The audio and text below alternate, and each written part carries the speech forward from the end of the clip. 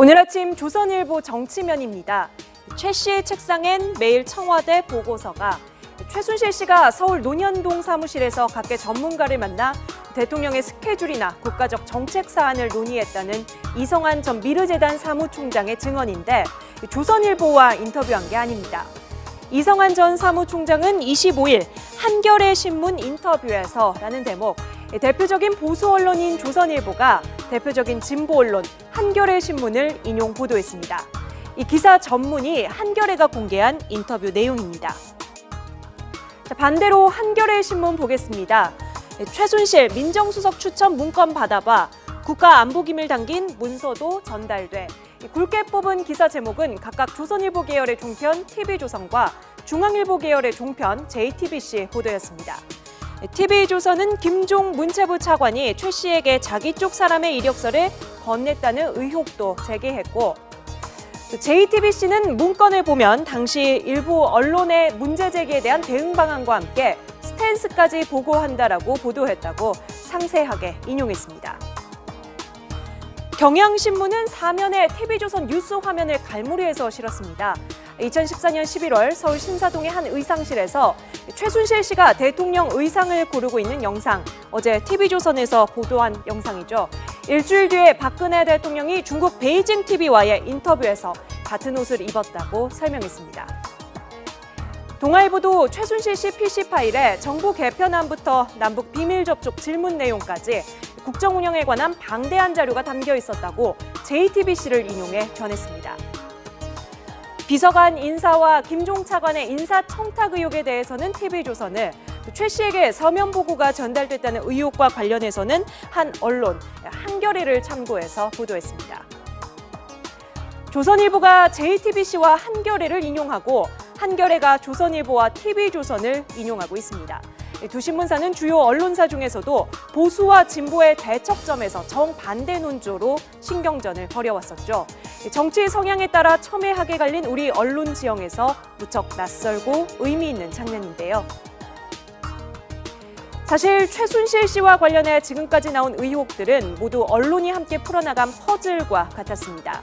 TV조선이 미르 K스포츠재단의 수상한 자금 유입 의혹을 파헤쳤고, 한겨레가 재단 뒤에 숨은 최순실 씨의 존재를 대대적으로 알렸습니다.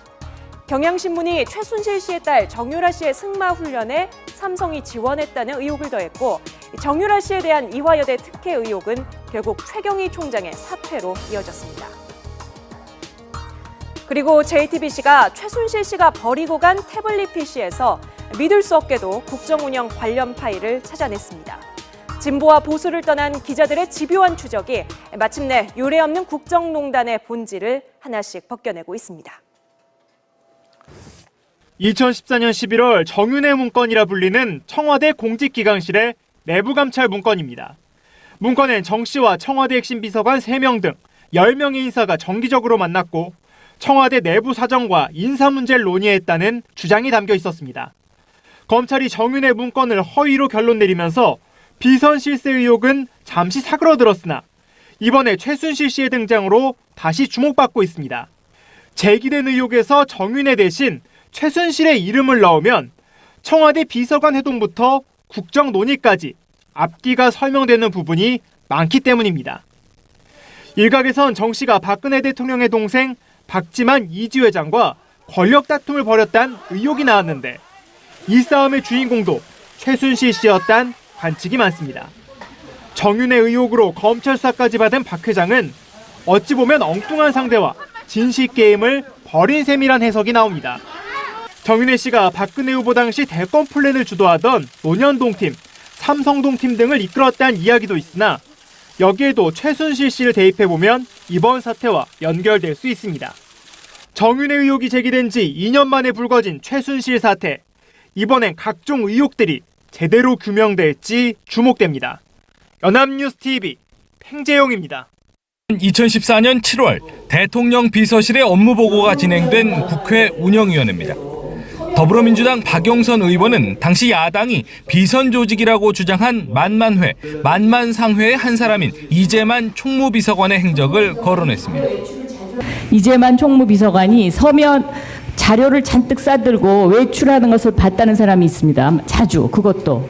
네. 글쎄요, 그게 제가 어떤 특정한 목적이 있어서 어디 외출한다는 의미보다는 저는 청와대에서 이제 집으로 갈 때 제가 하다만 그런 서류라든지 여러 가지 그 집에 가서 또 보기 위한 자료들을 제가 가지고 가는 수가 있습니다. 청와대 서류의 외부 유출을 재차 지적하는 박 의원에게 이 비서관은 읽고 있는 책이라며 부인했습니다. 예, 서류라고 말씀하셔서 제가 서류라고 표현한 것이고요. 네. 제가 읽고 있는 책이라든지 제가 읽고 가지고 있는 책이 분명히 아니라고 제가 들었습니다. 박 의원은 고위 관계자의 제보를 듣고 질의했던 것이라며 당시 제보는 이른바 문고리 3인방 가운데 이재만, 정호성 비서관이 번갈아 서류를 들고 나간다는 내용이었다고 밝혔습니다. 서류를 들고 갔다는 강남의 한 건물은 알고 보니 최순실 씨의 것이라는 얘기를 들었다고도 전했습니다.